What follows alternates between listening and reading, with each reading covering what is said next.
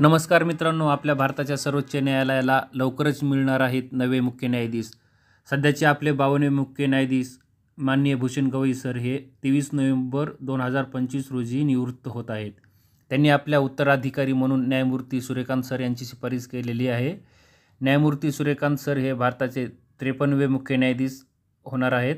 त्यांचा जन्म 10 फेब्रुवारी 1962 रोजी हरियाणातील हिसार येथे झाला आणि विशेष म्हणजे ते हरियाणातून या सर्वोच्च पदावर पोहोचणारे पहिली व्यक्ती ठरणार आहेत। त्यांनी कलम 370, देशद्रोह कायदा आणि लिंग समानता यासारख्या अनेक महत्त्वाच्या निर्णयामध्ये मोलाचे योगदान दिले आहे। सध्या ते राष्ट्रीय विधी सेवा प्राधिकरणाचे म्हणजेच नालसा कार्यकारी अध्यक्ष आहेत।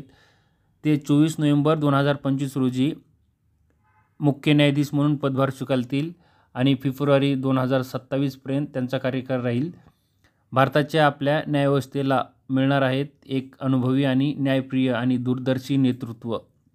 मित्रांनो, जर तुम्हाला ही माहिती आवडली असेल तर आपल्या चॅनलला लाईक, शेअर आणि सबस्क्राईब करा।